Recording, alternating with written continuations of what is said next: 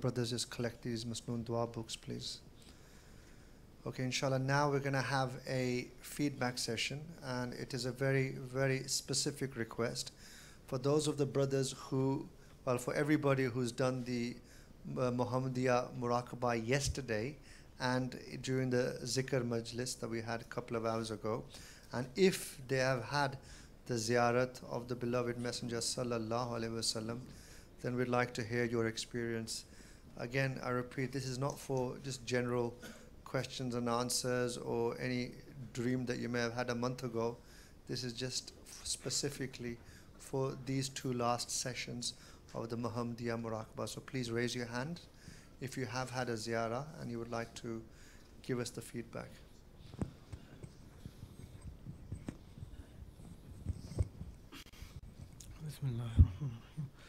Assalamu alaikum. So during the collective session, I failed to concentrate, so I tried again on my own during the Tarawih Salah. I did the Lataif and I tried to transfer. When I did transfer, maybe I thought we were on the 14th Rakat in Tarawih, and I think I was in the Masjid Nabawi at the front where the Prophet would pray the Salah, and I seen yourself in maybe you were 20 in your early 20s. I approached yourself and I was sat behind you, and as though the Prophet was giving you like a sabak from the Quran.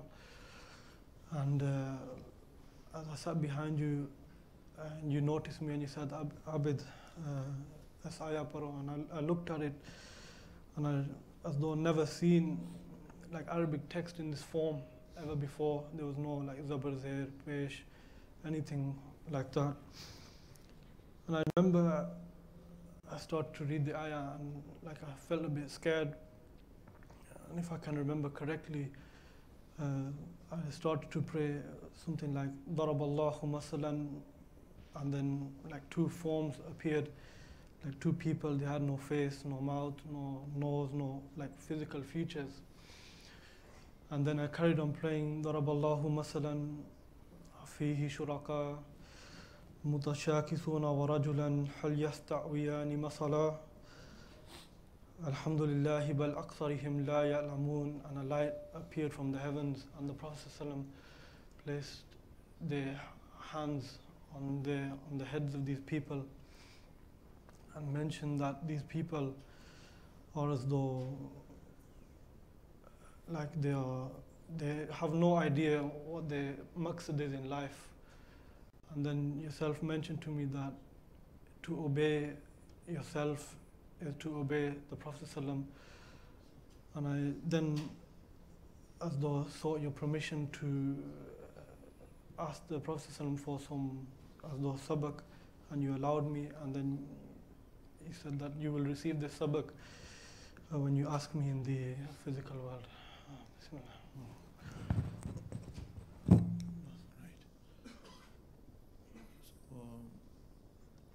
Mashallah, the ayat which you are referring to, first is your travel and meeting the Blessed Personality.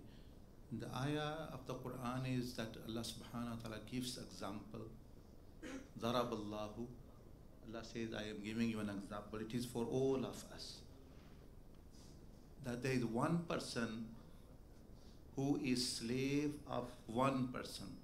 So one master, let's say someone is slave to one master. He has one owner, or he works for one person. So Allah subhanahu wa ta'ala says, tell me there are two people, two slaves. One has one master, so when the master says, do this, do that, and he does, and he keeps him happy, the master.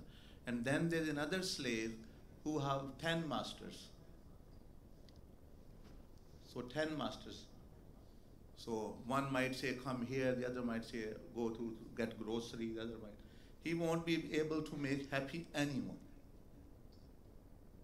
He won't be able to make happy anyone, and nor he will be happy, because they were all punishing him and criticizing that you are not doing our job.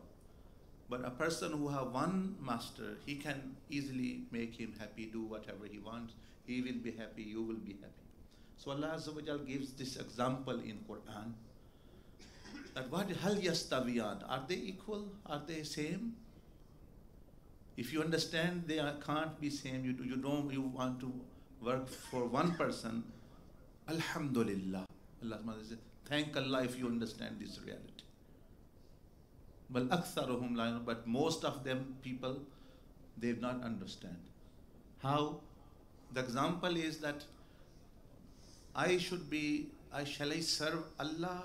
If I don't serve Allah subhanahu wa ta'ala, if I don't follow him, what will happen?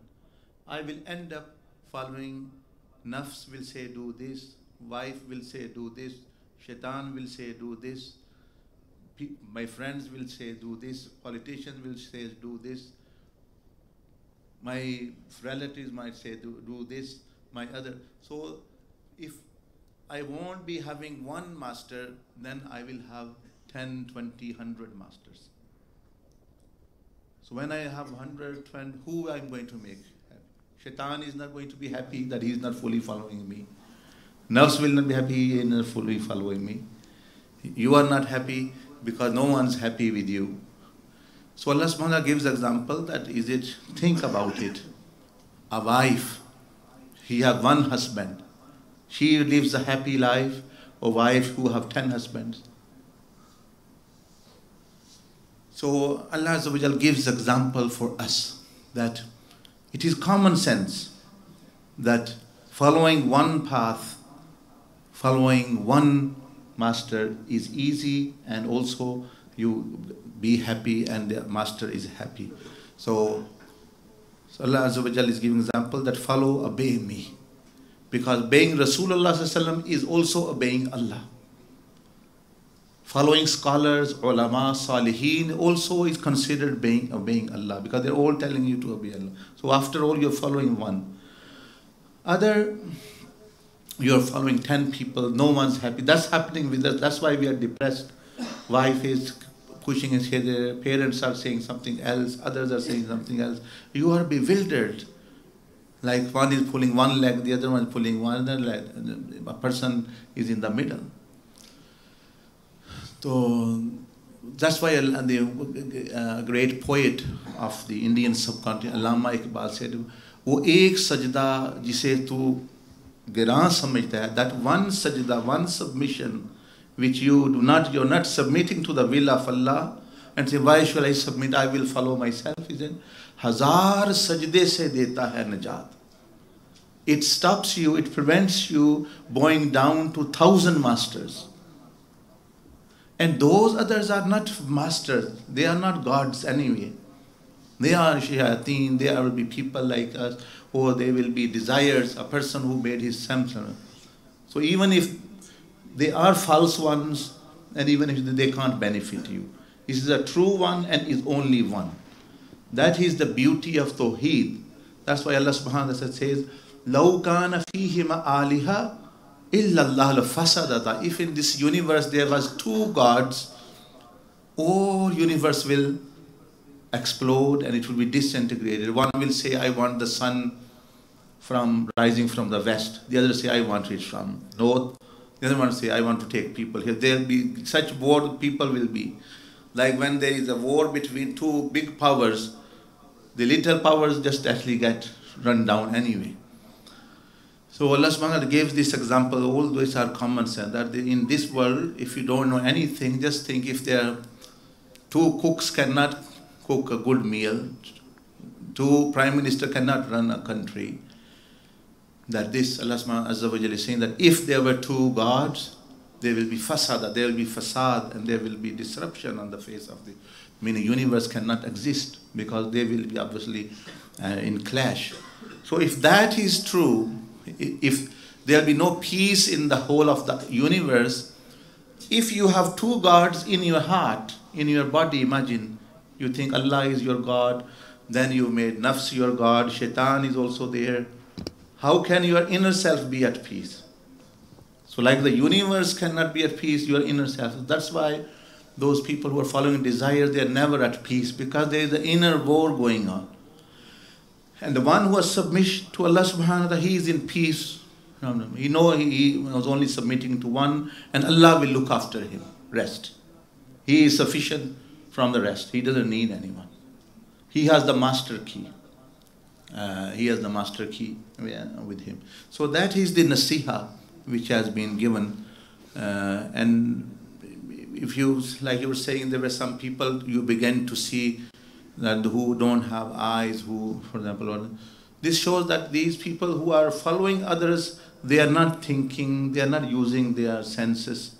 They are like blindly following the known crowd, following the like sheep and goat, whatever people are doing, they're following.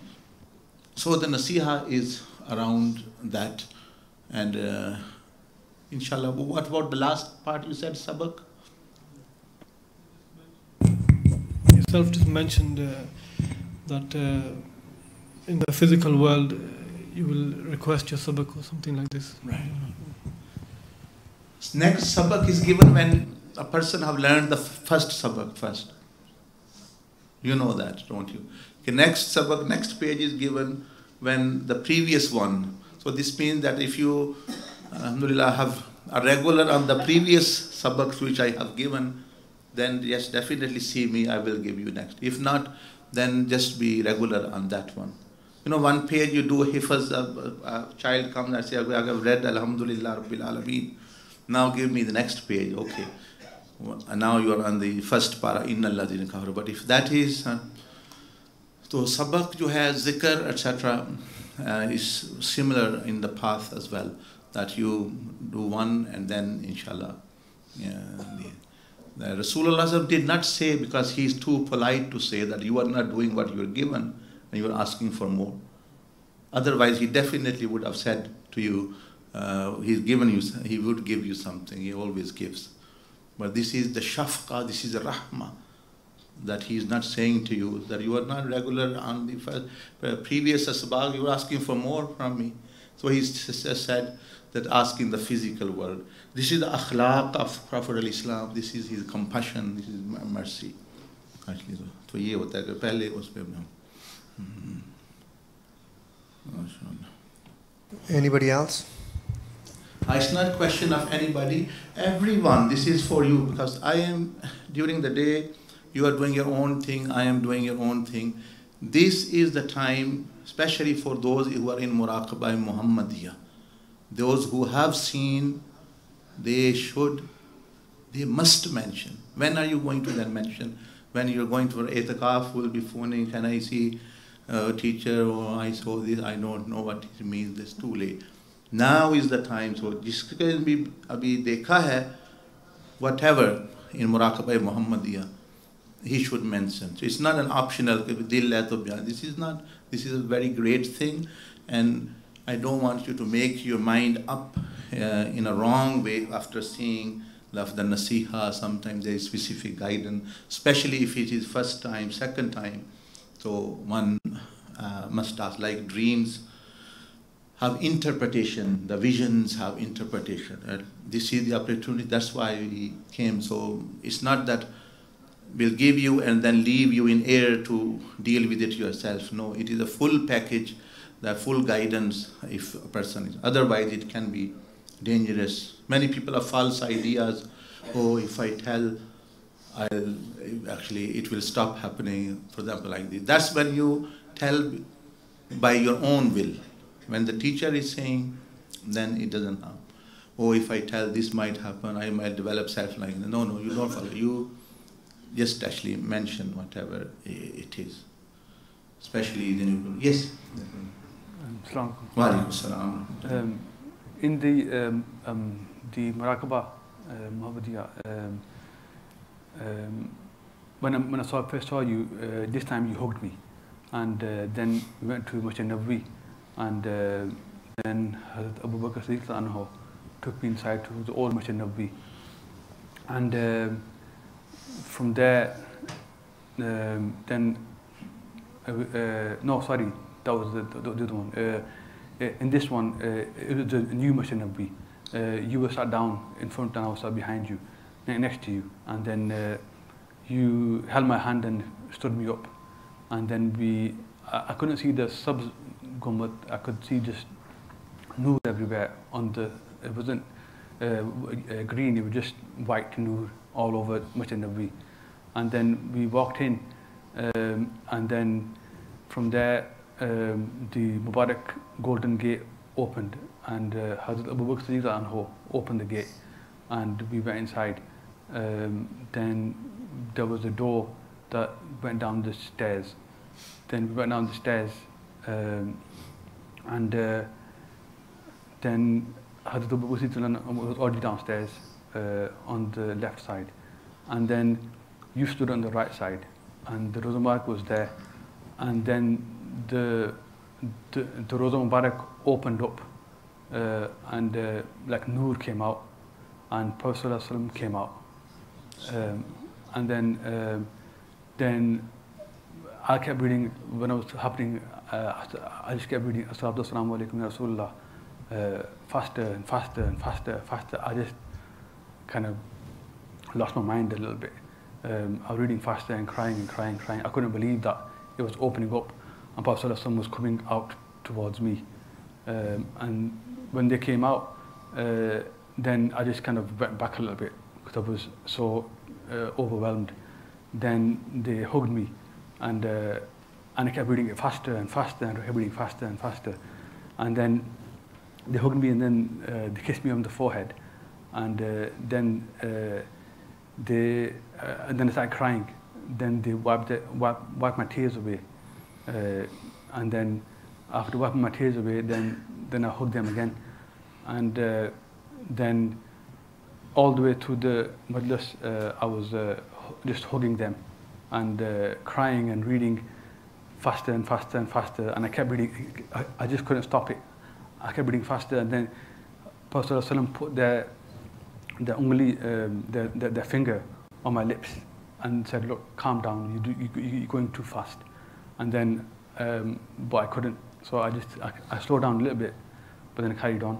And then when this was almost over, then then Prophet ﷺ took me towards you, and then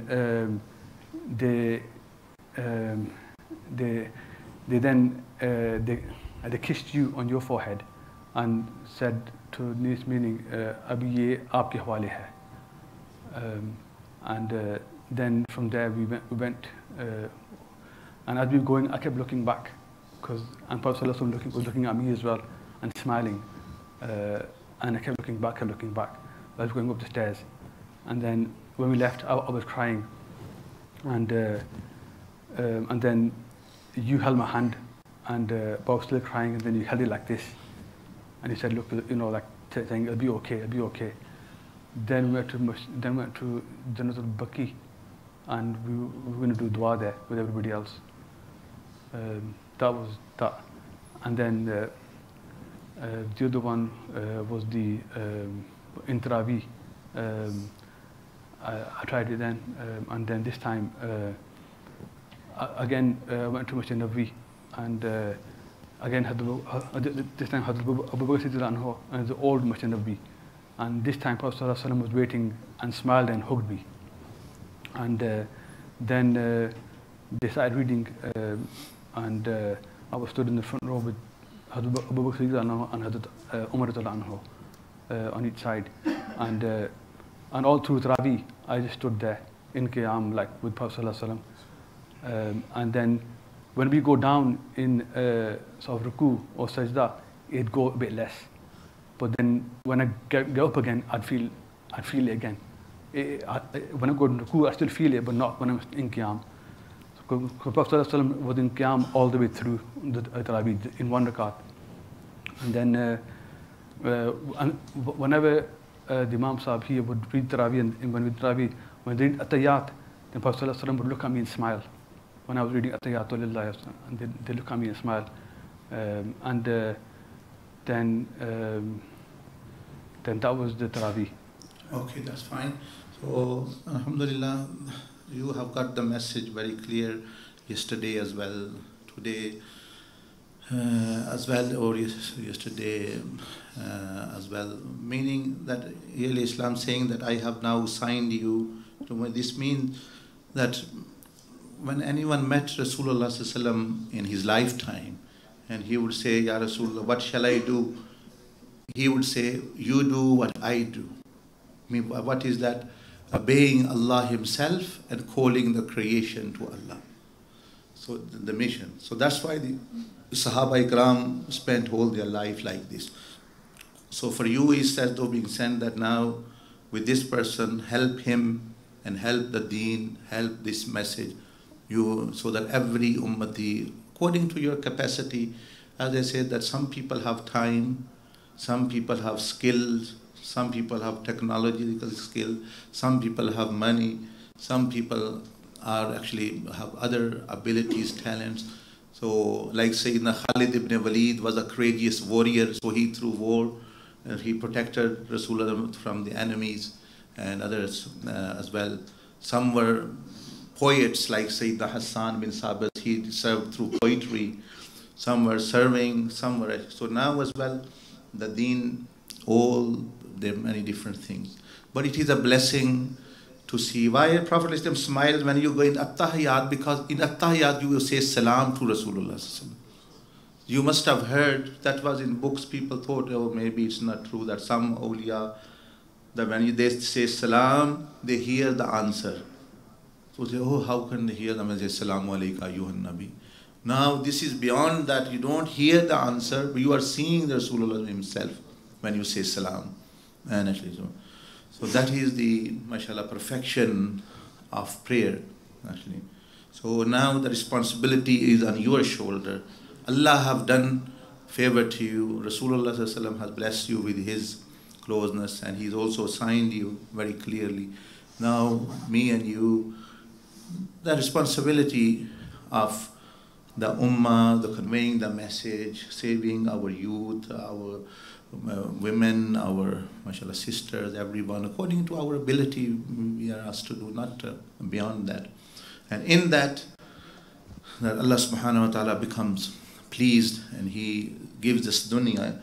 It's not that when you serve Allah and Allah's deen, it's not that the world doesn't serve you, but rather when Allah subhanahu wa ta'ala created the dunya, Allah subhanahu wa ta'ala, listen very carefully to dunya. Awhallahu ila dunya. When Allah created the dunya, dunya ko Allah Pak ne jab paida kiya, dunya ka ek baat sun lo. Man khadamana fakhdimi. Whoever serves me, serve him. Serve him. Be a slave to him. Who serves me, my deen, serve him. This is my command. وَمَنْ خَدَمَكِ فَاسْتَخْدِمِ. And whoever comes after you only, leaving me and my deen, enslave him, exhaust him, finish him. Don't give yourself to him, but let him run after you and exhausted. और जो अल्लाह ने दूसरा हुक्म दिया है दुनिया कि जो तुम्हें मकसद ज़िंदगी बनाए, दीन को छोड़ गए, मेरे पास टाइम नहीं है दीन के लिए, मेरे पास नबी सल्लल्लाहु अलैहि वसल्लम के लिए टाइम नहीं है, दावत के लिए टाइम नहीं है, सुन्नत के लिए टाइम नहीं, तो दुनिया को अल्लाह ने हुक्म दिया कि दुनिया उसको, उससे खिदमत लेना और उसको ग़ुलाम बना के और भगा के थका के ख़त्म करना, कुछ देना नहीं है कुछ उसको. इसीलिए आप देखते हैं, that's why you see those people who are running after dunya, they become millionaires, prime ministers, still they are saying more, running day and night. They can't even sit peacefully somewhere with their families or eat even or sleep peacefully. They are being exhausted running because the dunya is actually exhausting them. So they are like in a rat race, like headless chicken, running and don't know where to stop and what to do. So they are not, some are then committing suicide, some are depressed, some are doing. And you see all awliya Allah and anbiya who submitted to Allah subhanahu wa ta'ala, the dunya served them. The dunya served them. Their hissa, their division, their portion came to them with honor. They also lived actually in peace. So this one should understand. So inshallah, then Allah subhanahu wa ta'ala makes the dunya subservient, whoever makes him the purpose. Look, the Sahaba Ikram, now there are how many Muslim? More than 1 billion. 1.5 billion. How much technology they have? Very much. There's atomic power, nuclear power, army, everything. Money, they have money. Oil, they have oil as a Muslim ummah. But they are being treated by the world and many powers like rags, like slaves. By slave. Why? And then you see people like Sayyidina Umar bin Khattab, who doesn't have technology, who doesn't have so much money, who doesn't have large numbers. He doesn't have the kuffar were more in number. But ruling whole of the world, from his name, people, kuffar were shivering and it command. Even the Caesar, the leader of whole of the Europe, who's known as Caesar Rome, he was so impressed by him, he wrote him a letter. Although he was his enemy, he wrote, but he knew he is a good man, pious man. He wrote him a letter that I have headache. It's not being cured. Can you suggest anything? Hazrat Umar radiallahu sent him a cap, topi. And when he used to wear that topi, his headache will go. And when he used to take it off, it will come back again. He was, what is it? Once he opened, and only thing was written, Bismillah ar-Rahman ar-Rahim. So even the leader of kuffar, although they were his enemy, but they were impressed by them, actually, because they were serving. And now they are large in number, but what's happening in Syria, Palestine? Palestine, we are, when will it will be liberated? When will it be liberated? In his time, they gave the keys of it by themselves to Hazrat Umar. It will be liberated when we get liberated from shaitan. If we are living somewhere, Yemen, we are not implementing Islam. So Allah subhanahu wa ta'ala says the part you have, for example, Pakistan, Bangladesh, this country, Palestine, the portion of the world which we have, are we implementing Islam there?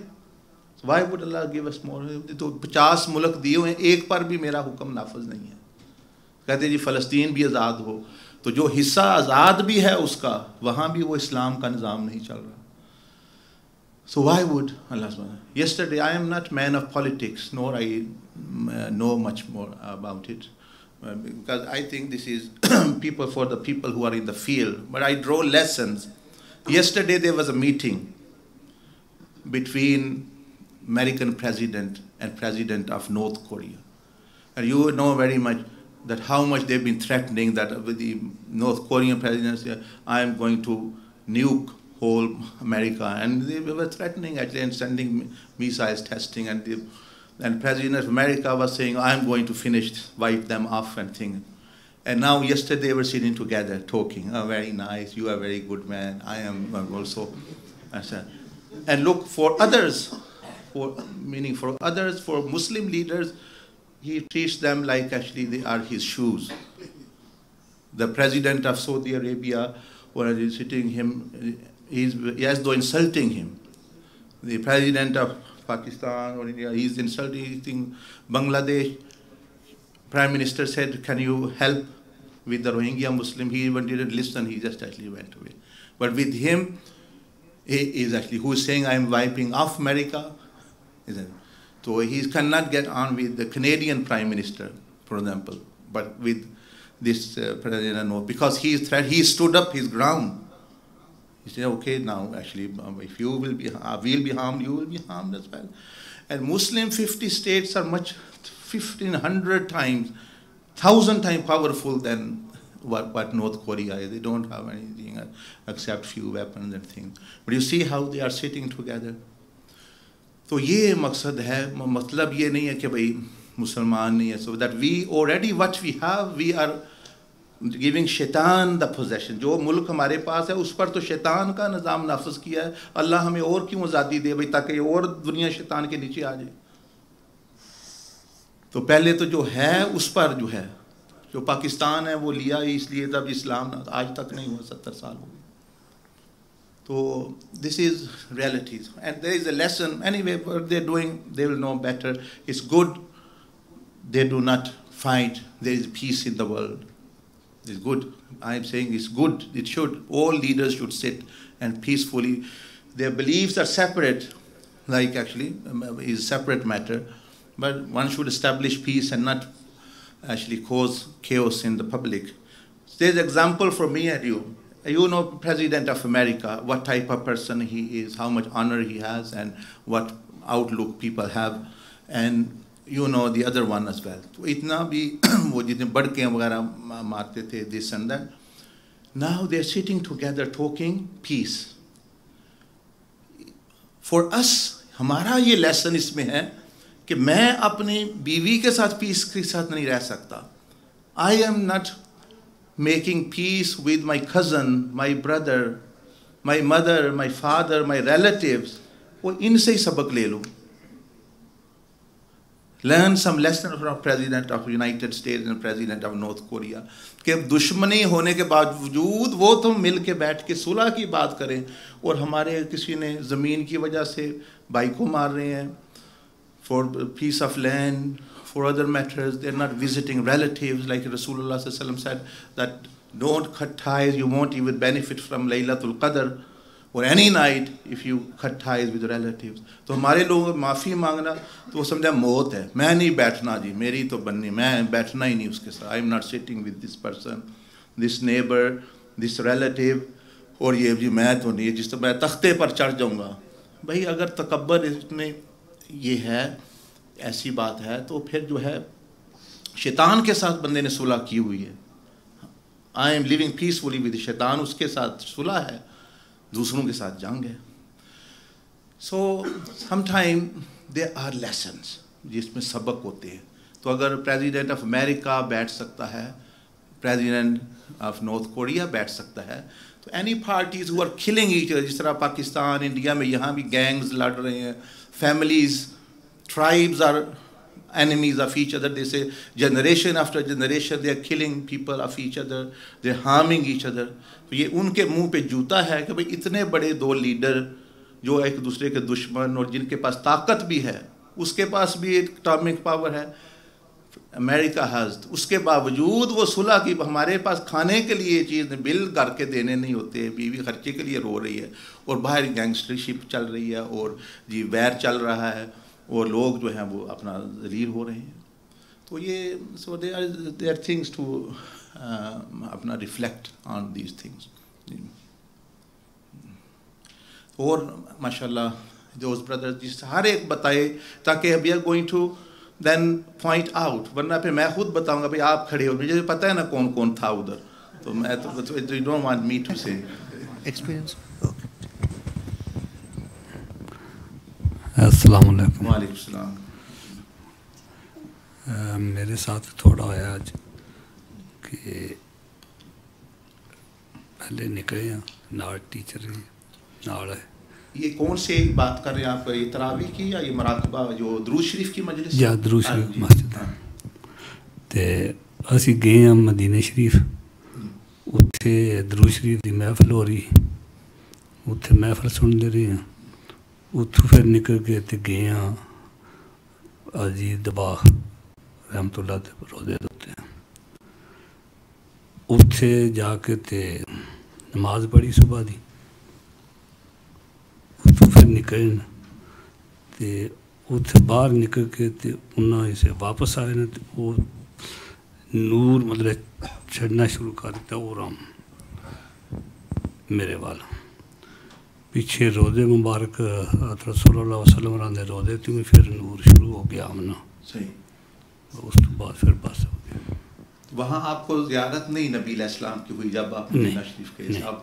So he went to Medina Sharif and took up, participated in the Durood and Salam Majlis and benefited from night and from also from Sayyidina Abdulaziz Dabagh, and they offered Fajr prayer this. So mashallah ٹھیک ہے, نہیں بہت بڑی سعادت ہے کہ آپ کو سفر تو شروع ہو گیا نا آپ کا, مطلب وہاں کے منظر آنے شروع ہو گئے, تو یہی کامیابی ہے. پہلے تو اس طرح نہیں. اور کل بھی جو کیا تھا اس میں بھی تھا نا کچھ, हाँ जी, तो इंशाल्लाह अब ये ज़्यादा ही होगा, बंदा जितना मुखलिस बनेगा, सीरियस होता जाएगा, तो अल्हम्दुलिल्लाह ये भी मामला करें. Yes, brother. Assalamu alaikum. Wa alaikum salam. Do I have the permission to mention? Yes, please. Yes. I've been doing the muraqabah now, and I'll be following the sequence at imagination level, and sometimes I get like thoughts that kind of distract me, and I start feeling a bit uneasy. This happens all the time when I do it. I just follow on an imagination level. Yes, the answer is that there is no one who doesn't get thoughts actually. They are all the time coming. But you should do your job. Let shaitan do his job. Nafs do his job. वो अपनी duty पे पक्के है, तो हम क्यों अपनी duty छोड़ें? देखें ना? So they will be sending their messages. Waswas thoughts are their messages. But we should continue with actually where we are. We shouldn't be go after them. Rather, it's like you are traveling from here to Manchester. Raste mein traffic bhi hai. Some people will give you hand. You can't say, "Oh, I'm not going home today. This person said, give me a lift to, Oxford. I've gone with him."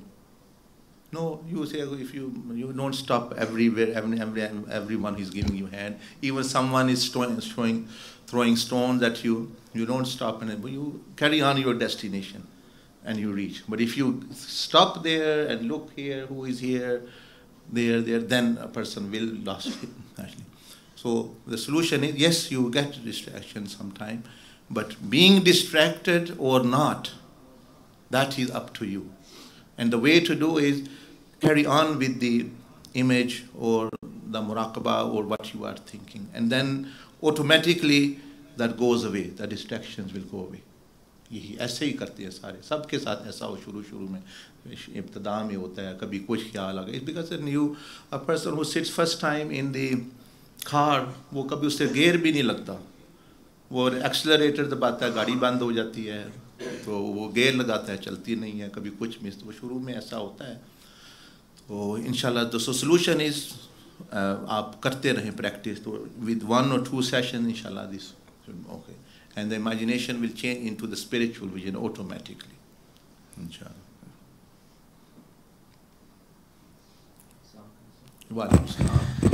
Do I have permission to relay from the Duru Majlis? Yes, please, Duru Sharif. Especially those people who have not related before. जिन्होंने कर लिया वो भी चलो करें, लेकिन खास तौर पर जिन्होंने पहले नहीं बताया वो बताते हैं. As the Duru Majlis began, even prior to the teacher arriving, and as with the transfer, I could see the teacher making sajda, and then praying for all of the participants that they can do the ziyarah of the Prophet ﷺ and make the journey towards Allah and the Prophet ﷺ. And as Brother Ahmed Raza was reciting the Durood, then I see that the teacher was peering over all of the participants in the Durood Majlis, and then with all your stars surrounding, making dua for all of the participants. And then I transfer with the teacher towards Sayyidina Abdul Aziz Tabad Mizar. They're dressed in sparkling white, just as the teacher is. And then we make way towards, as we're going towards Medina Sharif, we come towards Sayyidina Abdul Qadir Jilani, rahmatullahi alayh, who also embraces us all. And then again we make our journey towards Sayyidina Ali Karamallahu Wajhul Kareem, who also embraces us. And then we make our way to the blessed Medina Sharif. We enter the Roza Sharif, and we are sitting there participating in the Durood, reciting Durood upon the Prophet ﷺ. And then it's like an indication that if one wants to come close to the Prophet ﷺ, one should also love the family of the Prophet ﷺ.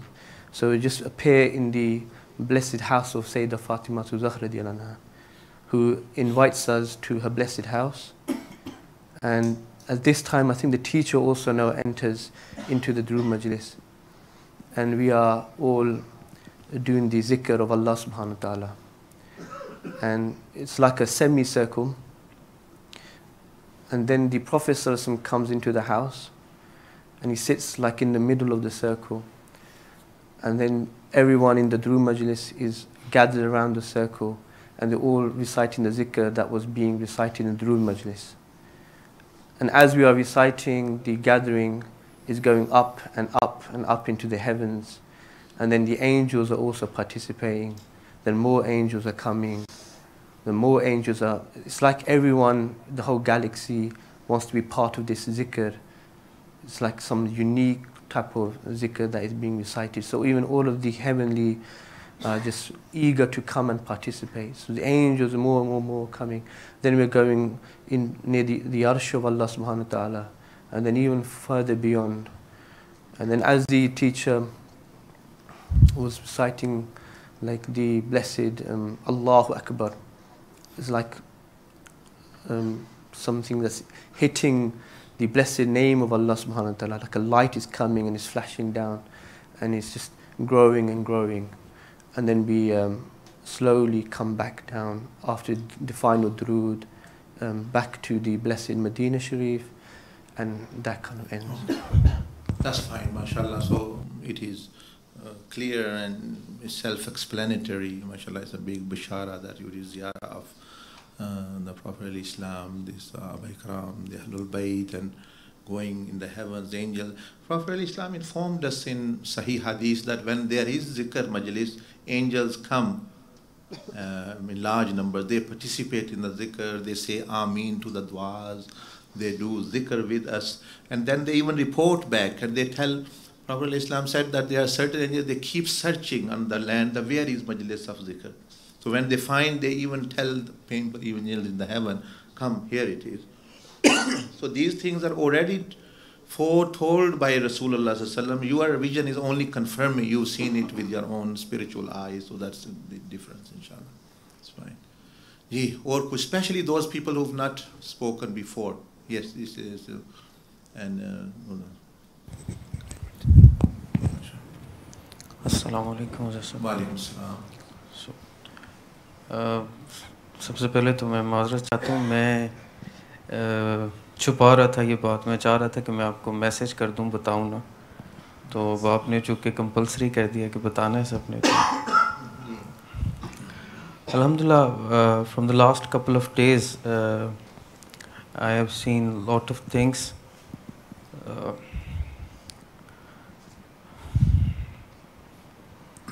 میں جب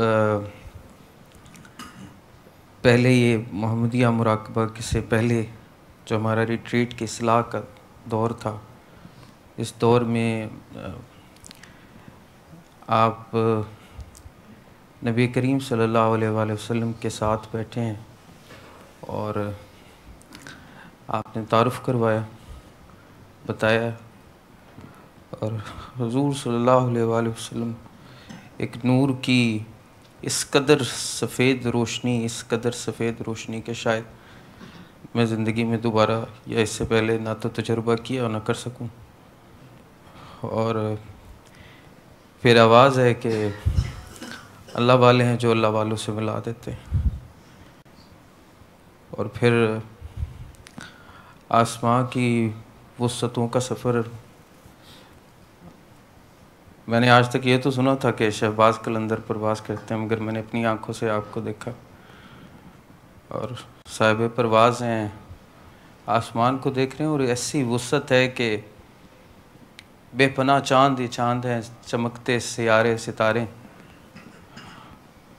اور آپ کہہ رہے ہیں کہ پتہ چلا رب العالمین کسے کہتے ہیں. اس طرح کی حضرت سید علی کرم اللہ وجہ سے ملاقات ہوئی، ان کی صحبت ملی، اور اسی طرح حضرت شیخ عبدالعزیز دباغ رحم اللہ، ان کی صحبت نصیب ہوئی. اور इसी तरह से मोरक्को में एक दरबार है, ये हज़रत हसन के कोई नवासा हैं, वहाँ पर बैठ के हमको ज़िक्र करें। इसी तरह से मुख्तलिफ मतलब कॉन्टीन्यूस हर दौर के दरमियान मुख्तलिफ मुलाकातें हैं और मुख्तलिफ तजुर्बात हैं। ठीक, जज़ाकल्लाह पाक। भारत करे आप देखें, जिस तरह मैंने अर्ज़ की, अब ये ज़िम्मेदारी आप पर पड़ गई कि अल्लाह पाक जिसको कोई नेमत देता है, माल दे, रूहानियत, नबी अलैहिस्सलाम की ज़ियारत, अब उसकी ज़िम्मेदारी कि वो भी अल्लाह के लिए, अल्लाह के रसूल सल्लल्लाहु अलैहि वसल्लम के लिए खड़ा हो जाए, यानी कि भाई मैं भी अपने आप को पेश करता हूँ या अल्लाह तेरे दीन के लिए, और जैसा तू चाहे मैं ज़िंदगी गुजारूँगा दूसरों को भी। तो यही शुक्र है इसका जो है, फिर बंदा इस्तिकामत इख्तियार करे। और कुछ है नहीं, वन फ्रॉम दिस साइड, ये साइड खामोश है। हाँ, ये brother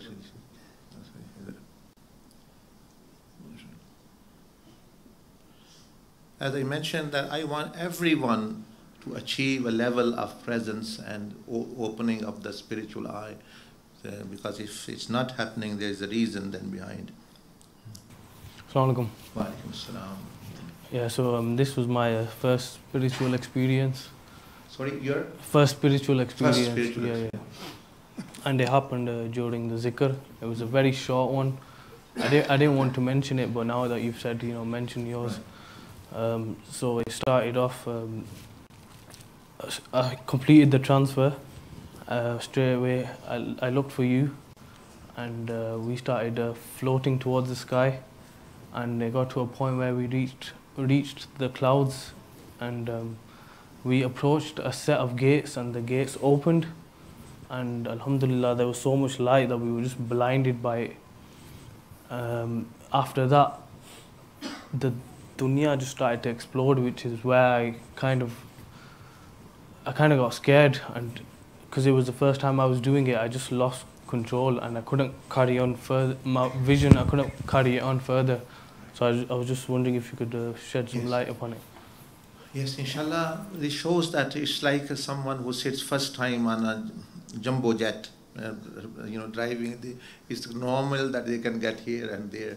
So the idea is that you stay with the teacher's spirit, and whenever a person gets lost, your emergency button or coming to a default situation is thinking and finding the teacher again, and then you, inshallah, this comes. But mashallah, it is good news for you that at least the flight has taken off, the spiritual flight, your spirit. Now it's just a matter of where to fly, here, there. वो तो हो सकता है. Main obstruction is removed, alhamdulillah. So yeah, it's like someone who is connected to internet. Firstly, problem is if you're not connected to internet, you can't reach any through Google Earth, or even navigation won't work, for example, or you cannot go on in web. Once you are connected to that, the connection say, yes, you are connected. And you say, I went on the wrong website. Oh, that's fine, it's okay. You can now type the right one and go towards the right direction. The main is that your connection and the internet, spiritual internet, is working, and it's more powerful. The scenes of that internet, spiritual internet, is unimaginable. The other, इस internet में भी Facebook है, उसमें भी Facebook है. That's your own diary where you travel, like brother, I go there, I go there. Now that's your own account, meaning where you go. वो तो उसमें अंबिया हैं, मलाइका हैं, अल्लाह की मार्फत है. तो यानी इससे बहुत अच्छा. Then a person forgets the dunya and forgets the other thing. They become insignificant. As they say, the person who is fighting world wars, he will not be interested in street fight with neighbor or over parking place or something. I'm not. Those people who are fighting over petty things, it shows they don't have something big to do. जिन्होंने बड़ी जंगें लड़नी होती हैं, वो रिश्तेदारों से और मियाँ बीवी आपस में लड़ रहे हैं, या वो ये नहीं करते, वो बड़ी जंगों पे जाते हैं. तो जब बंदे के पास बड़ा मंजर और बड़ा खजाना होता है, he is not bothered about small things. That's how अंबिया and Auliya Allah.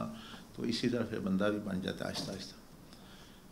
Anyway, good, माशाल्लाह. और इधर कोई है? अच्छा.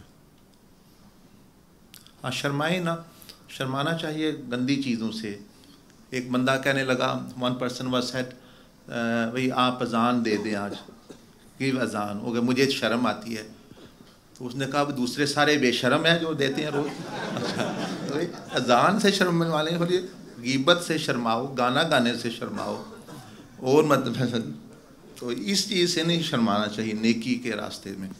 तुम्हारे भाई ये तो करने वाले तो कई लोग शर्म है, गाली ना दो, उसमें शर्माना चाहिए. जिक्र में, दावत में, इसमें तो नहीं, इसमें तो करना चाहिए इंशाल्लाह. वालेकुम अस्सलाम. Do I have permission to speak? Yes, please.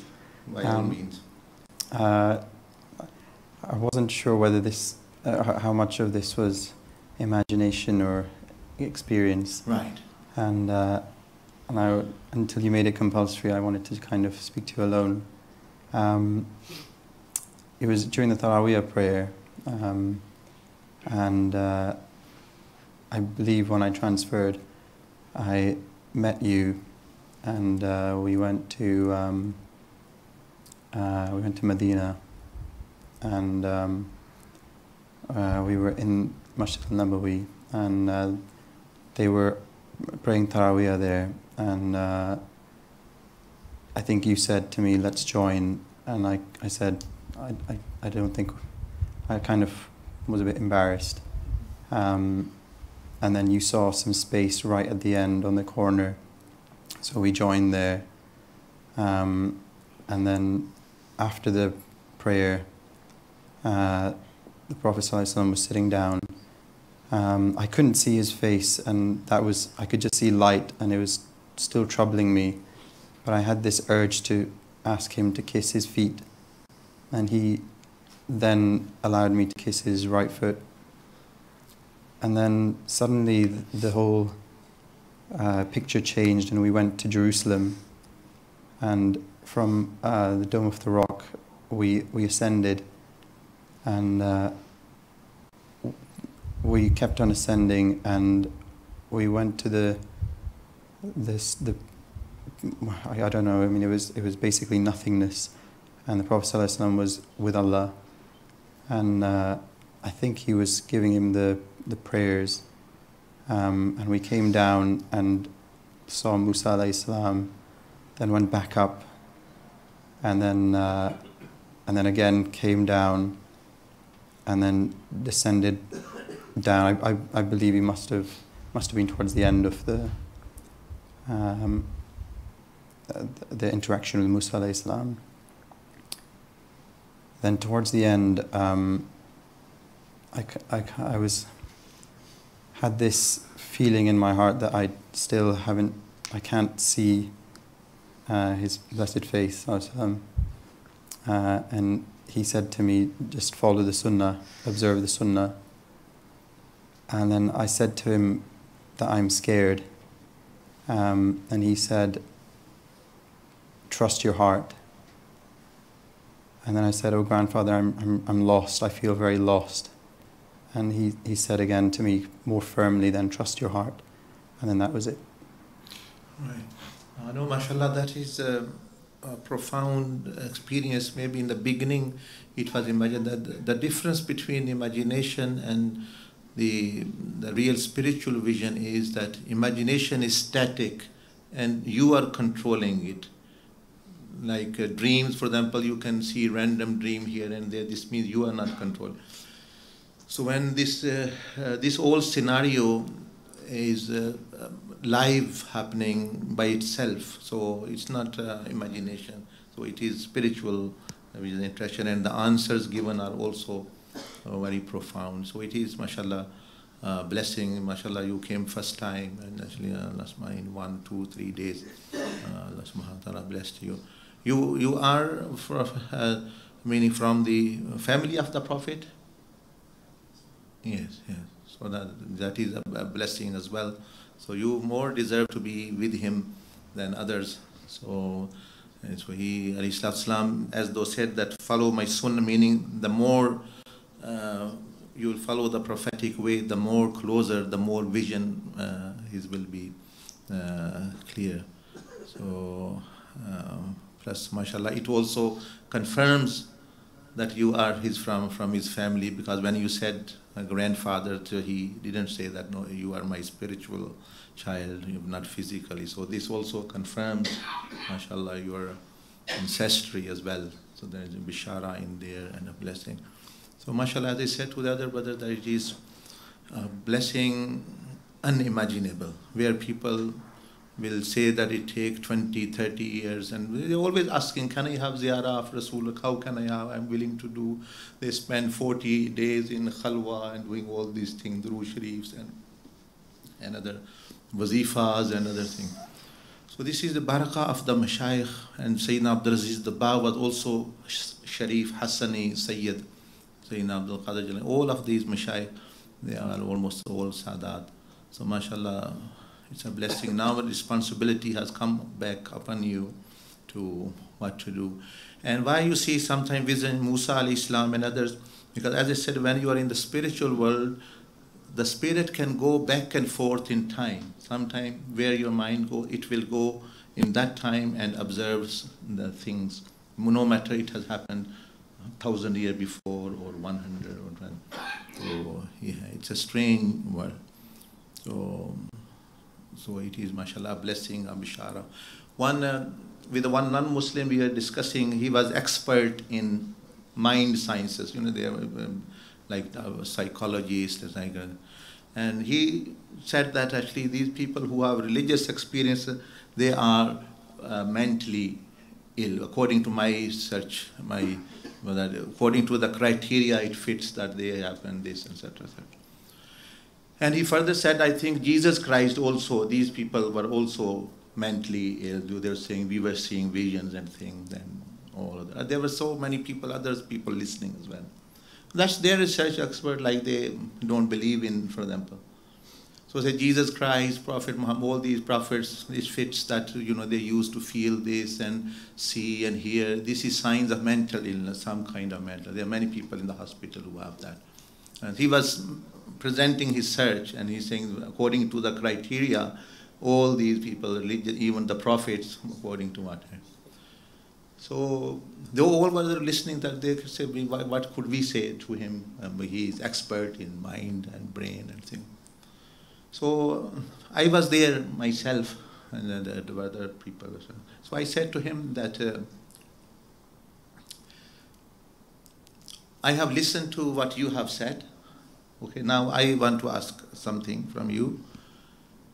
Here is a person who is mentally ill, and here are very super intelligent people. And we ask them to produce something, or make a house, or produce a computer, whatever. And this mentally ill person, he produces a wonderful computer which is most advanced. People have never seen it. And these super intelligent people, they cannot come up with anything like that, even near. And you are saying, these person, who are mentally ill people then? These people whose product is rubbish, or this person who has a perfect product? He makes a house which is none like the other, whatever he does. Everyone in the class said, well, it is obvious that whoever produces the good product, he is the most intelligent. Then the others are fools if they actually cannot make. We are not bothered they are called super intelligent or not. This person is who. I said, okay then, if that's the case, like you have said, put a thesis, like Jesus Christ or Moses, actually, or Prophet Muhammad. They produced, you are thinking they are mentally ill. So they produced Bible, Injil, Isa alayhi salam. It's read up to now by millions of people. It's in front of us. Torah of Moses, Quran of Prophet Muhammad sallallahu alaihi wasallam is there. You are saying, now the world up to now have not all the intelligent and wise psychologists, experts getting together to come up with something like Bible or Quran. The Quran definitely not, even Bible, they don't have something like that. So if you say that these people, you are intelligent, can you produce one passage in the what it says in the Bible or Quran? Okay, we have just put a test in you. You are saying these people are mentally ill, so for argument's sake, we say you are the intelligent. Can you? If do, please do. And he said, well, these are religious. Well, I said there is character in there are laws in there, the international laws are there, which all the lawyers come together, they can't produce something like this. And there's wisdom in there, people are still benefiting, the majority of the Christian world, the Jewish world, and you produce something like this. What is your book? Who is reading your book? Where is it? Yes, well, I have done research, but then people, well, they don't understand my research. I said, no wonder they don't understand. Because actually, I think you are mentally ill. And I said, you agree with all the class? They said, yes, we agree. Compared to Jesus, and he is nothing for them. He is mad. I think he's been studying too much or something. They all went against him. They said, this is a good example, that if you say they are mentally ill, you produce something like Quran, something like Bible, then we'll say, okay, you are well. You are just putting allegations on them. Okay, if they came up with hocus pocus, some, random text which has no meaning, no sense, then we would have said, okay, they might be mentally ill. But they have produced state of the art, the Quran, the Bible. There is no match, no book matches them.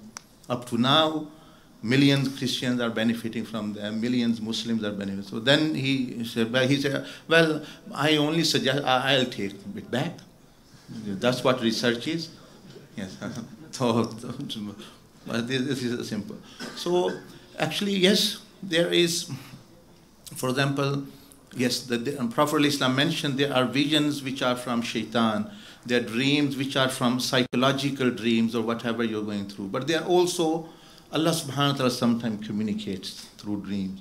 So similarly in vision, there can be interference. There can be people in the hospital, they see. When you give these people medicine or things, whatever, they calm down. They are seeing, mostly they say things like this, or some alien is in contact with me and I am very special. They have same story mostly. Actually, so they with some chemical imbalances this happen. But this, the most intelligent people like awliya Allah, who were super intelligent, the sages of the ummah, or now even actually people who are expert, who are normal, so they, for giving them these medicine and these things, that doesn't make any change. So there is a difference actually in that, imaginations and dream visions and shaitanic visions and divinely inspired vision. Anyway, it's a great blessing. If I was in your place, it would have been the happiest day of my life, actually, to meet Prophet Islam, no matter in the dream, in the vision, or in physical, mashallah. It's a great blessing. So now, responsibility on your shoulder that he said, follow the prophetic way, sunnah. So the path of tazkiyah, the path of sunnah is set out very clearly in the book of the tariq, which if you have, alhamdulillah, easily a person can follow and practice and let others share. But this is only beginning. There will be many things to come, inshallah, more, inshallah.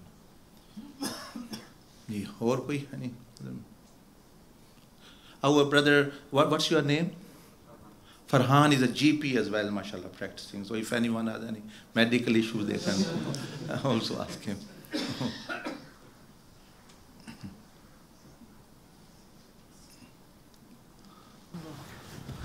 Assalamu alaikum. Wa alaikum assalam. It was during Fajr time yesterday. Yes. And I had my second most visible vision, and it was yourself, and you was waiting for me, and you called me over, and we sat on a cart, and we went away, and then we went and we ended up arriving in Medina. There you said you have a surprise for me, and everything was light and everything was vibrant. It was a good feeling to it. There we met our father, my father. He's passed away. Yeah, 4 years ago. Yeah, he passed away 4 years ago, and he come out, and you met him, and he met you, and you hugged each other, and you mentioned that you have a surprise for him, where you pointed at me, and my father at that time, his beard was full of wudu. He just completed wudu, and we got happy, and we hugged. And then after that, we went to pray in Masjid al-Nabawi, and then we was praying, and we was rushing, and there was palm trees on the floor. Right.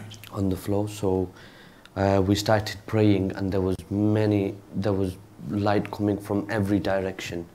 You was in front of me, and in front of you was your teacher. And we stopped praying after that. My father pointed out a figure and said, there's Abu Bakr Siddiq radiallahu anhu, and I could see a tall figure, middle-aged, with, and he said, stick to this path and stick to your teacher. And that was one of the visions I had. MashaAllah, may Allah subhanahu wa ta'ala bless you. Frial is my neighbor. He lives 1, 2, 3 doors from, and MashaAllah, his father was also good person, friend, neighbor, and he passed away 4 years. So it's a great blessing that you seeing your father is in a good state. Plus he is near the Sayyidina Abu Bakr Siddiq and a good place, and he's happy for you to come to actually this path and know. And inshallah, mashallah, Mubarak ho bahut badi saadat hai, mashallah. Yes, there's a brother there as well here.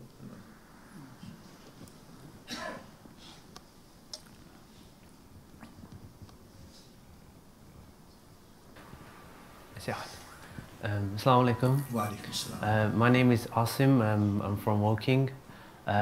This is my first time doing a 10-day itikaf in Bolton. MashaAllah. This is my second experience.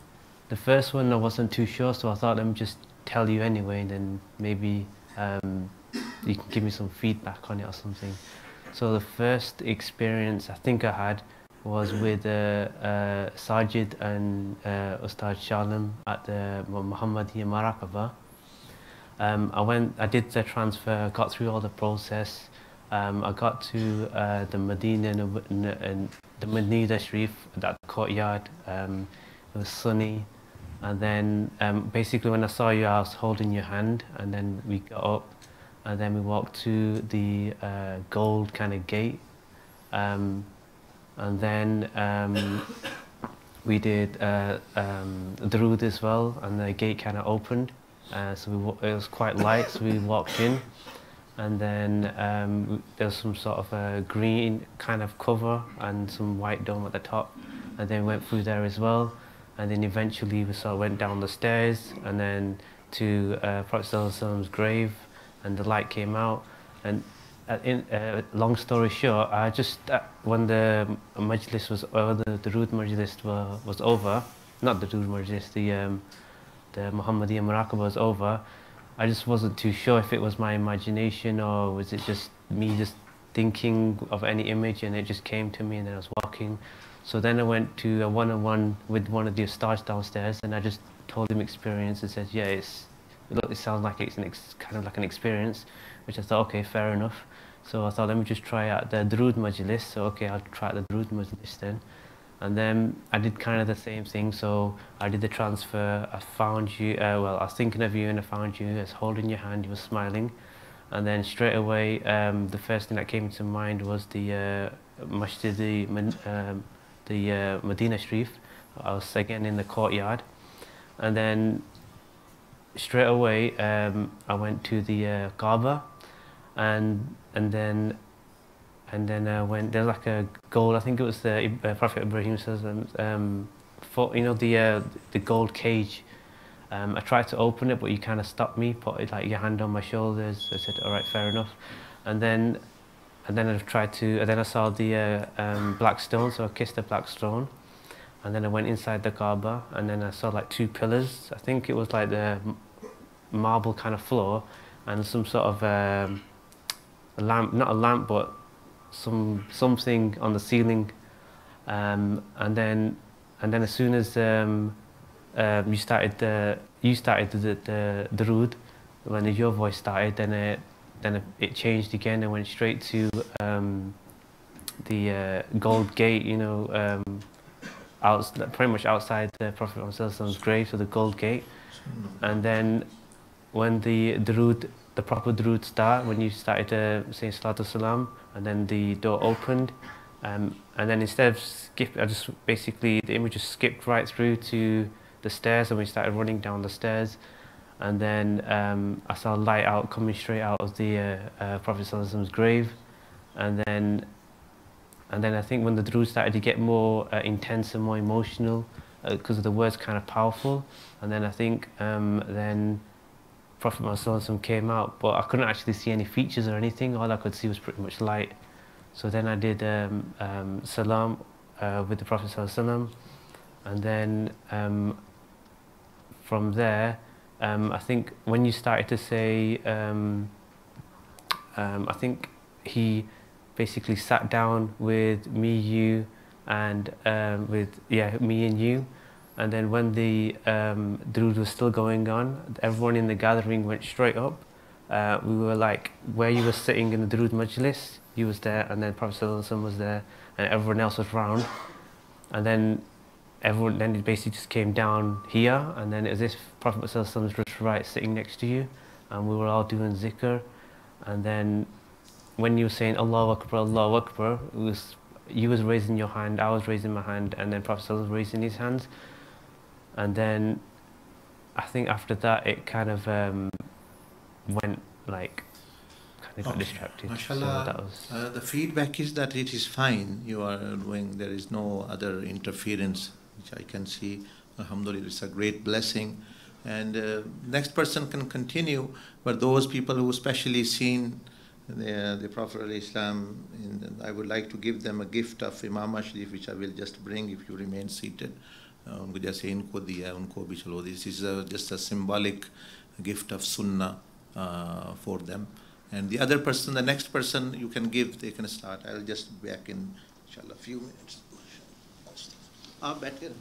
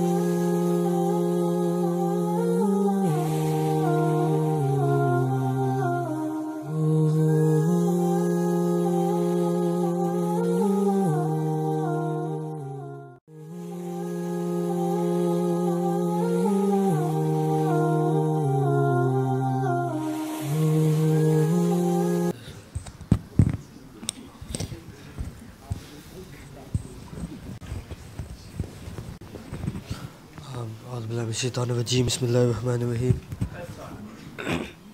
So then basically we started with the Muhammadi Rakaba today, and what occurred was the transition usually takes relatively long, so I wasn't too sure, and it felt as if the Lataifs that we were doing took longer than it usually does in terms of the time or how long we spent on each colour. But then as we were told to imagine being outside Masjid al-Nabawi, I was there, but to start off with, I was in a bit of a different area. I could see the dome, and I could kind of remember this from when I went Hajj, where I was standing. And then I remember one of those stars saying that try to be towards Jannatul Baqi and the entrance, which I could kind of recollect. And then I was with Hazrat Sahib. So we started walking through, but I was like a child, so I kept looking up at him. I was smiling and I kept hugging him from the side. It was like, do you know when as if you're being given a prize and you're just trying to hug, because you've been told this is what you're going to get. So just hugging him, but we were still walking. And as we walked in, the reality was it was contemporary, like what it is now, but there was also the old part. So to my left-hand side, before you walk towards the Golden Gate, there was the green carpet, and where they do the khutbah for Jummah. And obviously this is on recollection, so if I do say anything which may be slightly amended, not amended, but may not be, we kind of paid the nafil on the green carpet. And then what we done after that was we come back out and we went to the Golden Gate. This time I started praying Nasheed Salah, Ya Nabi Salam Alayka, Aka Alayhi Salam Abu Hamara. And then the gates open, but I wasn't too sure what was going on, so we walked in with Hazrat Sahib, and we walked onto the right hand side, and I wasn't too sure where to look for the dome. I knew it was going to be in front of me, but I never knew whereabouts in terms of how high it was going to be away from me. But what I do remember was the floor was really white, like it was reflective white, and the whiteness of it was just immense. And as we walked, I saw the dome, and I was kind of taken back by how much light there was. And then we were told to go downstairs. So the stairs again, it was like, I can recall, it wasn't wooden, but it was like as if it was carved sand, as in it was very steady to walk on. But I can't kind of explain it, describe it any more than that.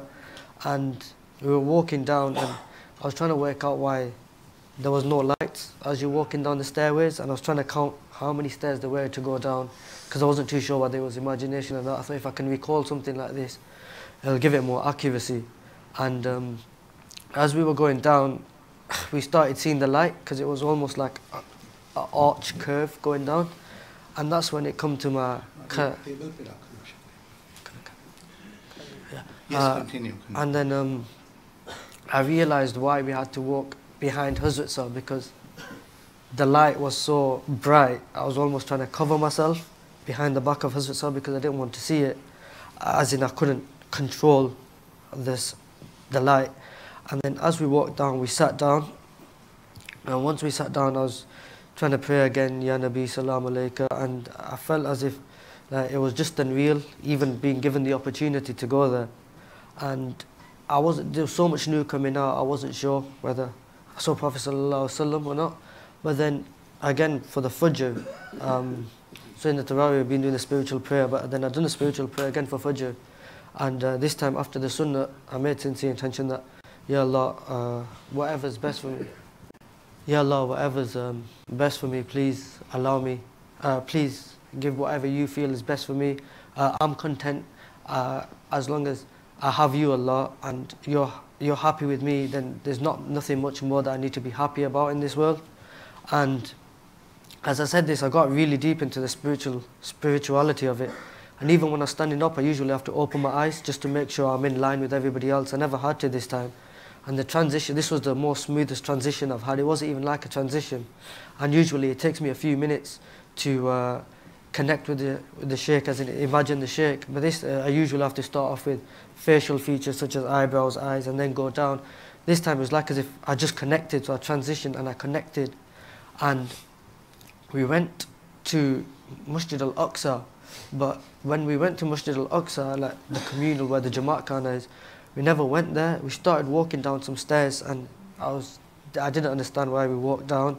And we got to the bottom, and this is the part which I don't understand. There were some footprints there. However, from the footprints, we stayed there, we observed it. I'm not too sure if we did pray anything. And then we went again, and then this time we went to Medina Sharif, but we never walked through the outside entrance. We were already outside the Golden Gates. And again it opened, and we walked in, and I remembered from a previous lecture from somebody else of a year ago or something, talking about how Imam Ahmad Rizal once walked into the Golden Gates, and how he drank from, there was a bottle that was on the side, but I couldn't see that. However, this time, again, the floor was solid white, like it was exactly the same again. But this time the dome was much more clearer, as in where it was, the height of it. So it was, now I can kind of understand the diameter and the view of how far it was and where the door was. And this time, obviously, I thought I had to make sure that I was enough distance to be not too taken back by the light. But again, the light was immense, so it was difficult. And I was walking down with Hazrat Sahib, and this time we went back into tashahhud position. So I don't really recall much of the namaz that we were praying due to this, but I'm synchronized with the prayer. And as we sat in tashahhud position, again we were praying, but this time Prophet Muhammad Sallallahu Alaihi Wasallam was also present, and I was looking down and I just didn't have it in me to look up, and he started going to the closest words which I can remember was, "Oh son, look up," and I felt so embarrassed or guilty of my previous that I just didn't want to. And Hazrat Sahib was also there, but the communication was more through heart than hearing the voice or the sound, and it was almost as if there was a connection of look up.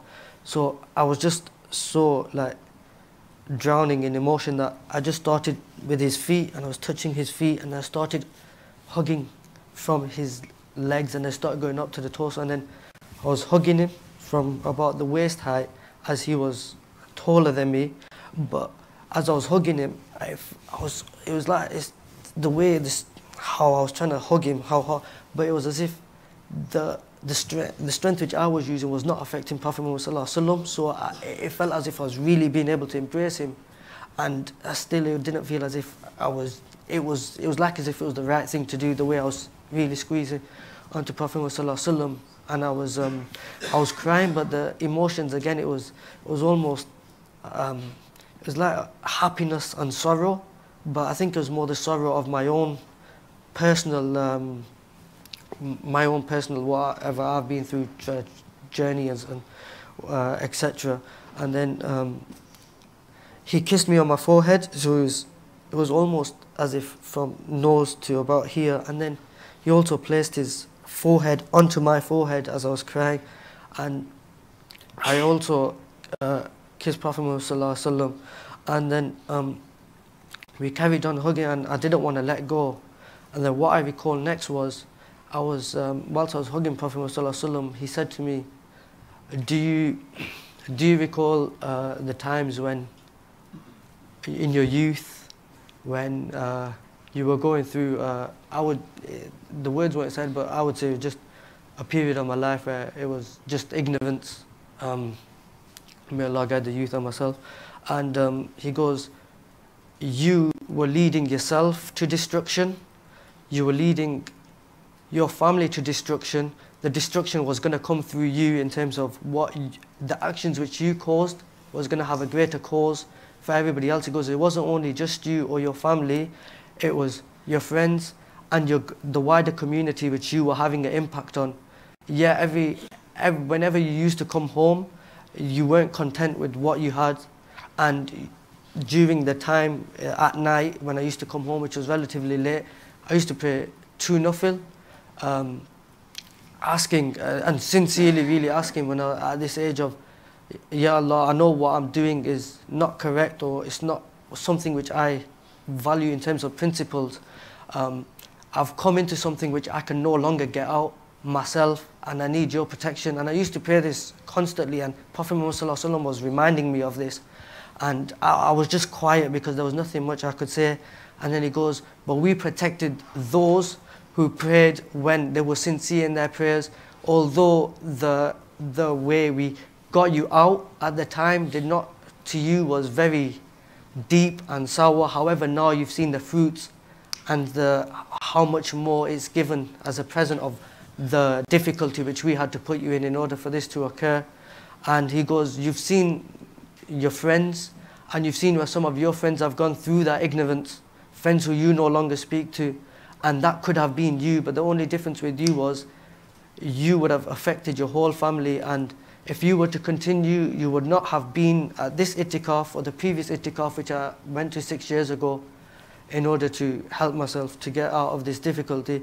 And he goes, you would not have also been in attendance of funerals which you have been to, because you would not be living in the free society, almost relating to, I would have, I don't like saying the words, but where I would have been. And I was just crying, and then Prophet ﷺ said, you now try to make amends by not glorifying your past. However, there's a lot of people in your community who are going through the same experiences which you went through. However, it's now your turn to ensure that you try changing the mindset of those younger than you who still know about you.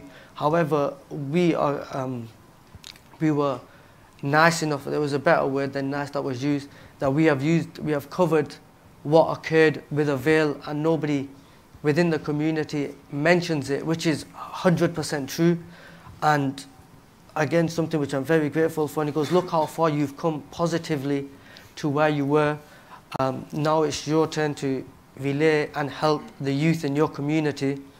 And then we were sitting down, and Hazrat Sahib was there, but this is where it was as if Hazrat Sahib was in 2 separate dimensions. So the namaz finished, and I didn't want to open my eyes, so I kept my eyes closed during the dua. And it was as if Hazrat Sahib was making dua from here and also within where Prophet ﷺ's qabr was. And Prophet ﷺ put his chadar, as he had it over his, he put it over my head as well. And we both raised our arms for the dua which Hazrat Sahib was making. And at some point during the dua, I just recall Hazrat Sahib say, Muhammad and I kind of looked up. I just wanted to see what is the reaction of Prophet ﷺ when his name said during dua. And he just smiled at me. I kind of put his hand on my head, and then the dua finished, and we both said Ameen. And then I didn't want to open my eyes, and then he goes to me, now it's your time to go back. And the message which I said, keep, and that's all I can recall. And then obviously we done the Masnoon's calls and everything. Okay, mashallah. Mashallah, this doesn't need any commentary or anything. You have done yourself actually, or from the Prophet al-Islam. He explained so much that I am surprised how you can remember all this. If you ask those who are listening to repeat, they won't be even 1/10, they can't actually. So this is also a miracle itself, that those people who see spiritually, people forget dreams. Oh, I forgot I saw a tomato today, or whatever, dreams they forget. And to remember not the scenes, but also the actually conversation in so detail, this is a miracle itself. It's unimaginable. But alhamdulillah, you can see how Rasulullah ﷺ is compassionate, and how much he is aware of every individual.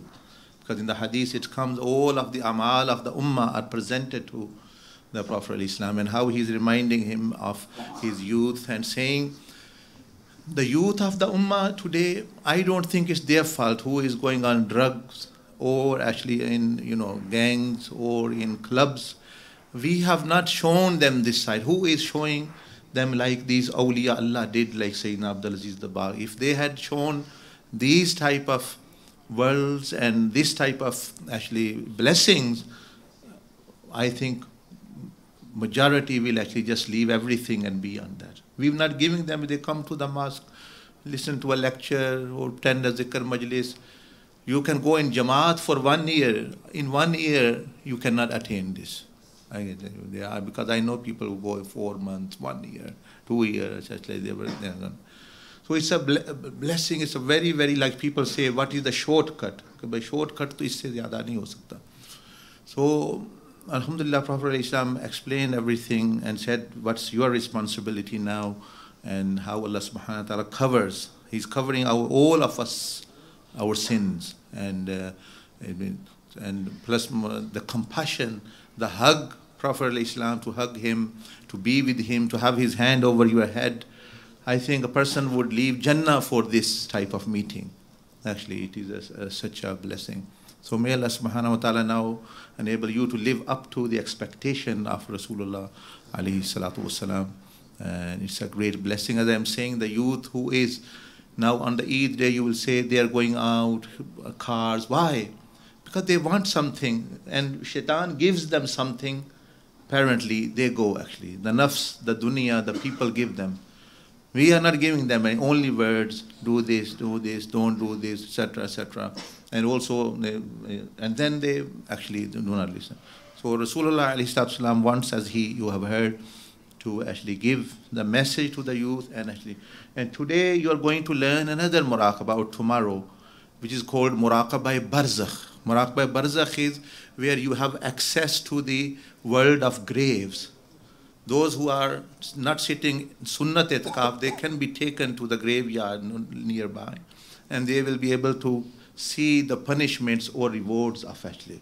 That is called muraqabah barzakh. वो आज आप सीखेंगे या कल वो is different kind. It actually also is very motivating, because you see things, what happens in the grave, and the punishments sometimes, like you are seeing this vision. And also with the people who are with weak hearts or anything, they should not do that, because the punishment is sometimes so severe, person can lose his mind if they see. But actually, everyone can learn. And like those people who were saying they want to see their, like Faryal saw his father, or actually other meaning these things. But anyway, may Allah subhanahu wa ta'ala bless you, obviously. Now those who, as you know now, all people sitting here listening, that the rahmah of Allah subhanahu wa ta'ala, the faiz of awliya and Rasulullah's blessing are flowing. If you are not getting, these people are getting, if you are not getting, there must be something which you are missing. So you should see the trainers, teachers, and get rid of it. It doesn't take months or weeks. In one day, you can get rid of or repent or remove. And you should be on the road to coming to the Prophet Islam. And then furthermore than fulfilling, then it becomes an everyday matter. Like you used to hear in books and say, oh, some people see Prophet Islam every week. People didn't believe, how could you do that in dream? But here you have muraqabah, every week you do once, and you are with actually him, and up to the day you die, alhamdulillah. Death, you will be waiting for that, when you can go to that world, because you've seen your house, you will see Jannah, paradise, hell, other things. So a person, for him, akhirah is not a matter of unseen. It is as though he is living. So he waits for his return, actually, that when he can go. And he lives his life here in a beautiful way, as a blessing for people. तो ठीक है इंशाल्लाह. Now there must be some, वो घर चला गया है बदर, वो छोटा बच्चा जो सिकंदर, वो शालम, अच्छा सिकंदर. So हाँ, आप भी अपना बता दें. देखें ना, आप नहीं बयान कर, मैंने कहा था if you don't then I am going to call you out, no matter you are behind the pillar.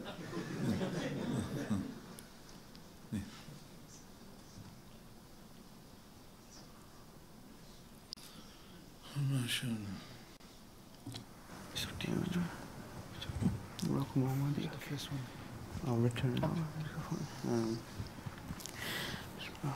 It's the Muraqabah Muhammadiyah. Right, yes, Muraqabah.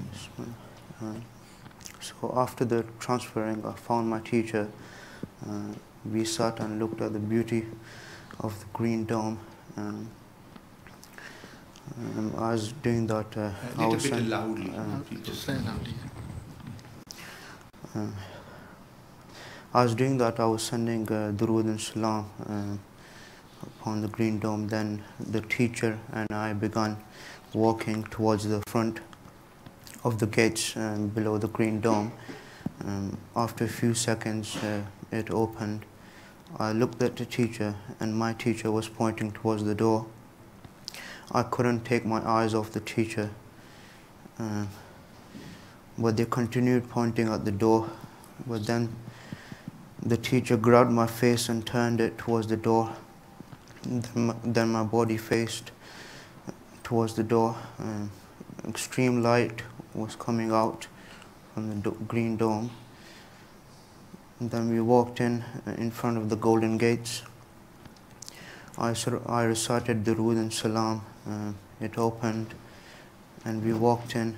The green way was uncovered. Then I could see the white dome with extreme white light surrounding it. Then a couple of seconds later, I was presented in front of the blessed grave of Nabi Sallallahu Alaihi Wasallam, with the teacher on the right side. I was sat down out of shame with my head towards the ground.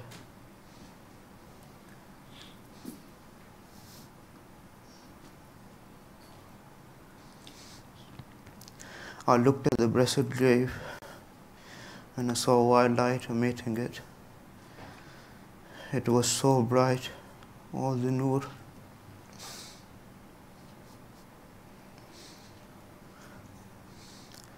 Then at a glance there,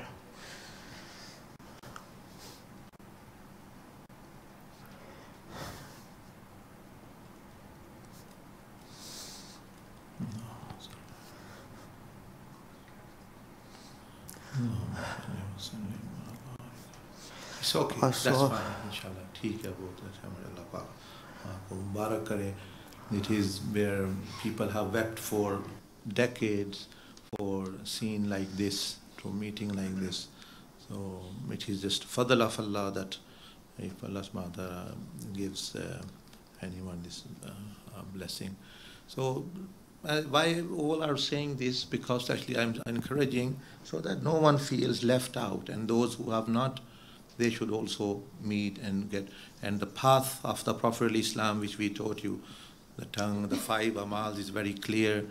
And you need to know, once you go back to the world, how to keep this fresh and take with you in your grave, meaning this blessing, and not let shaitan, because shaitan will be free, the big shayateen leaders after Ramadan. So you also need to protect yourself in a way. तो अब जो जिन लोगों को नबी अलैहिस्सलाम की ज़ियारत हुई है clearly, or they saw him in light figure, whatever, तो वो तो आज उनको ये, it's a gift, it is sunnah, because Mama Sharif represents sunnah of the Prophet Islam. It's not compulsory, you wear it, you can wear cap, you can wear anything, you can wear any color, इसमें restriction नहीं है, especially our mashayikh, because they follow the prophetic way. However, anyone is comfortable with that color, many colors are sunnah, and topi pehne, jo pehne, but this is just a gift. So don't consider it's compulsory, you have to wear it now. No, it is just an expression of love, like some people wear red shirt because they support a football team, or green shirt, they're supporting the other one, or they are wearing a flower because they're supporting a political party. So ये भी एक सुन्ना भी एक, it is a trait, it's a mark, it's a designer mark. It is design mark of Rasulullah sallallahu alaihi wasallam, sunnah, his lifestyle. But do it in a proper way. Mama Sharif, if you have beard, clothes, they should be such that if other person sees, he would like to do it. Don't do it in an untidy way. Don't wear clothes that you look like, you are in a sleeping suit. Sunnah means to look actually beautiful. And the Prophet ﷺ, when he used to go out from the house, he would look in the water, because there was no mirror at that time. He would look at the water pot, actually, where you can see a little bit your image.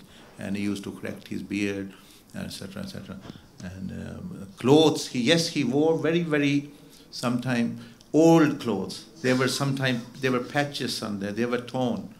They were very, quality was, meaning actually you may say, not as the top quality clothes. They were, very, like normal people used to wear, and old, but then they were never dirty or untidy or looking actually in any way disordered.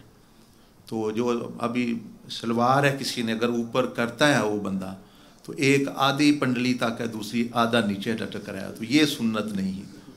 तो सुन्नत तो ये है भाई घुटनों टखनों से ऊपर हो लेकिन बराबर दूसरा बंदा भी देखे तो उसका भी दिल करे अमल का, ये ना कि भाई मेरा प्रोग्राम कैंसिल हो गया है सुन्नत पे चलने का कि भाई इसको देख के। तो ये इमामा शरीफ पहने वो भी ऐसे ही मतलब अच्छे तरीके से साफ़ सुथरा, दाढ़ी है वो भी आप रखें, मुश्त सबको पता है सुन्नत है, अगर कम भी है तो साफ़ रखें, मेक इट ब्यूटीफुल कि भाई दूसरा बंदे को भी अच्छी लगे। तो ये यानी दिस इज़ प्रॉपर prophetic सुन्ना के एक्चुअली भाई आप दूसरे को अच्छा व्यू दें सुन्नत का, not actually that otherwise. So but there is no, as I said, restriction, ना ही कोई ये सिर्फ एक nominal gift है, meaning people like to give gifts. Rasulullah used to give gifts. तो ये भी मेरी तरफ से आपके लिए specially a memory for you. तो ये नहीं कि आप पगड़ी बना आप पीर बन गए हैं. No, everyone in Ummah is the representative in a way, you may say, can give dawah towards Allah subhanahu wa ta'ala. तो मैं खुद पीर नहीं तो आपको कैसे बना सकता हूँ खलीफा, how can I actually make हमारे यहाँ तो वैसे ही किसी को बना के तो आप मेरा खलीफा है, चलो दिया उसको कुछ भी नहीं पढ़ाया कुछ नहीं बस मुफ्त के, and people are making jokes of actually these things.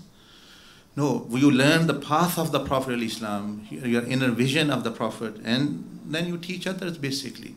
Prophet al-Islam said, Allah, may Allah have mercy on my khulafa. This is hadith. He said, may Allah have mercy on my khulafa, my khalifas, my representatives. Sahaba said, Ya Rasulullah, who are your khalifas? You are praying for them. He said, those who follow sunnah my way and teach others my way. Those who follow my way and teach, they are my khulafa. Khulafa means a representative. Obviously, a representative can be only the person who he is representing someone. For example, if it's a police officer, he is representing police force, तो उसका एक uniform है, meaning this actually. So the person should be representing the prophetic conduct or this the prophetic way, and then actually तो ये सारा teach कर सकते हैं. आप भी learn कर सकते हैं in few months, and you can.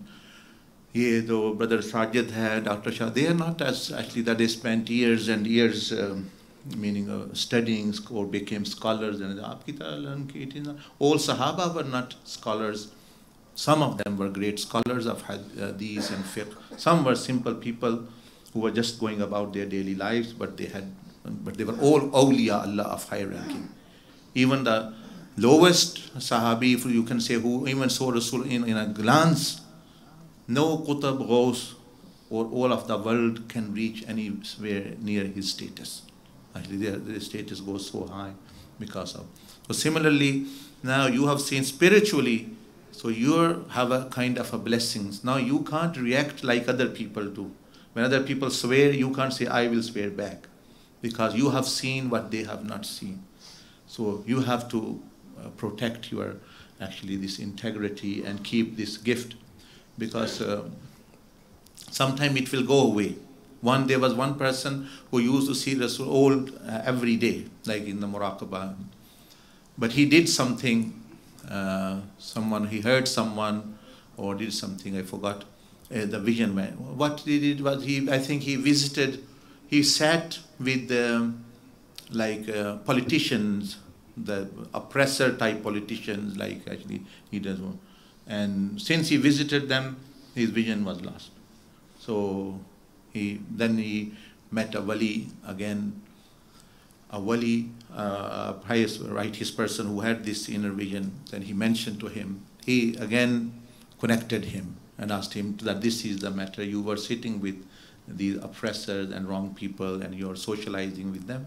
That's not good. Yes, you do socialize with them to give them nasiha, to give them some guidance, but not to be their friends, meaning friends of evil people, friends of gangsters. Yes, you can be with the gangsters, to bring them to the right path, to be compassionate, be good with them in that way, but not to be part of them. So sometimes there's some sin, they become a barrier for you, and you don't want to lose this gift for anyone or anything. It is mashallah, a great blessing. So those who have mentioned the vision, especially about Prophet ﷺ, or have not mentioned but they've seen him in the vision, even they've not given feedback, وہ آجے میں پھر آپ کو دے دیتا ہوں. دوستو یہ اسپیکر مجھے دے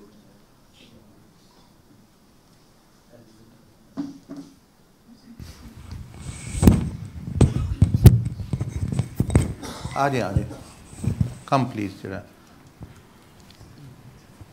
پلیز بسم اللہ. آجے دیکھیں ہاں یہ ٹوپی آپ کو فٹ ہوتی ہے نہیں تو ہاں ٹھیک ہے. چلو ماشاء اللہ ماشاء اللہ, اللہ پاک مبارک کرے. دس از بگ فار ہم. Small one number 4. بسم اللہ. اوکے ماشاء اللہ, اللہ پاک مبارک کرے. آؤ بسم اللہ.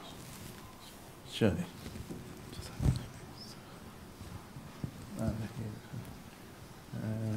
دیکھیں اور بلیک لے کے آئیں ایک. دس از بگ. اسمال جو ہے یہ بھی بڑا ہے. چھوٹا جو 4 نمبر ہے کوئی بھی لے آئیں. ہاں یہ ٹھیک ہے ماشاء اللہ. بسم اللہ. اللہ پاک چلیں آئیں جی ماشاء اللہ. گڈ ماشاء اللہ. چلیں ماشاء اللہ. بسم اللہ. صحیح. Okay. Forgive me that he mentioned. Sorry? Forgive me that he mentioned, inshallah. Okay, inshallah, do not worry, mashallah. Ouch. Wa alaikum salam, mashallah. Very good. Ouch. ٹھیک ہے ماشاءاللہ. ٹھیک ہے پھر go. Yes, you by all means you should come. You deserve most actually the sunnah. You are part of Rasulullah sallallahu alaihi wasallam, mashallah, ancestry. No, not mashallah. Bismillah. Mashallah. آنے ٹھیک ہے. جزاک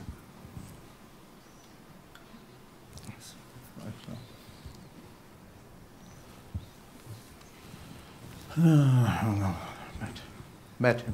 ٹھیک ہے جزاک اللہ. مشروع ہو گیا ماشاء اللہ. آپ بھی آ جائیں brother Shah Alam, because he has been teaching all mashallah people. There are many mashallah ustazs and teachers, but because he normally lives here in Manchester area, so he almost has learned more than others in all the tariq, the healing. So if you want to ask anything about my teaching, you should ask him. He knows more than others because he stays here. Others go to other area, London, here, there. But because he stays here and always is here, so that has the privilege. So mashallah. So lady, mashallah. Bismillah. Jazakallah. آ جائے بھائی آپ ماشاء چلیں. بسم اللہ. ٹھیک ہے جزاک اللہ. انشاءاللہ ہوپفلی ول گیو ٹو دوسروں کو بھی دیں گے جب as you will carry on doing the مراقبہ. احمد رضا کی طرح سلام پڑھ دیں. ریڈ سلام اپن رسول اللہ صلی اللہ علیہ وسلم فنشنگ. وہی جو میں کہتا ہوں نا وہی پڑھا کریں مجھے. ہاں وہ اسی طرح سے.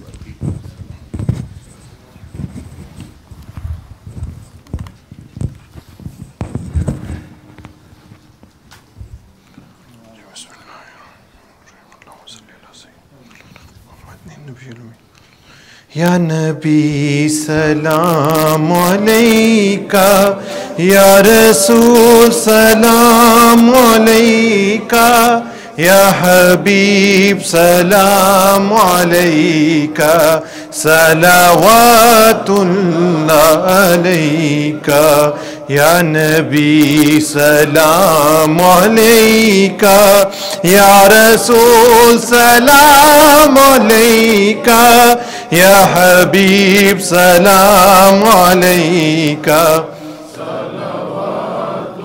ایہا المختار فینا زادنا الحب حنینا جیتنا بالخیر دینا یا ختام المرسلین یا حبیبی یا محمد یا نبی سلام علیکہ یا رسول سلام علیکہ یا حبیب سلام علیکہ صلوات اللہ عرش کی معراج والے دو جہاں کے تاج والے آسیوں کی لاج والے یا حبیبی یا محمد